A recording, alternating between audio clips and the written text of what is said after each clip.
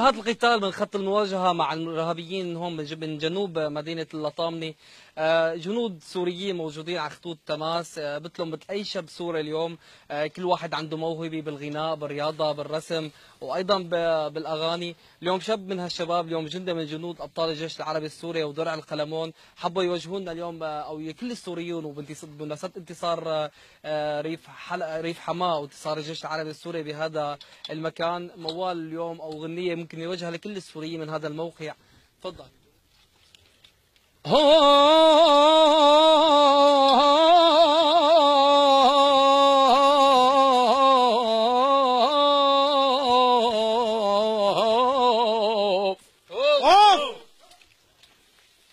يا ولي صرخنا عالنبي وحيدر عليها،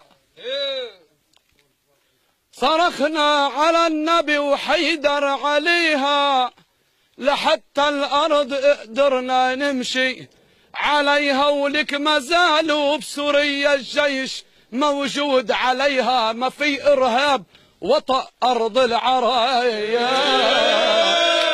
بالروح بالدم نفديك يا بشار، بالروح بالدم نفديك يا بشار، بالروح بالدم نفديك يا بشار. هالشاب مثل كل شباب سوريا اليوم، مثل كل جنود الجيش العربي السوري، كل واحد عنده موهبه اليوم بيحب اليوم يأديها، حتى هو موجود بأرض المعركة بخطوط تماس، بس بيحب اليوم يأدي موهبته بالغناء ولا بالرسم ولا بالعزف ولا بالرياضة. الكل الشباب مثقفين، الكل الناس عندهم مواهب، كلهم بيحبوا الحياة، بيحبوا يعيشوا، وإن شاء الله رح نرجع كلياتنا سوا لنعيش بوطن آمن وبشار.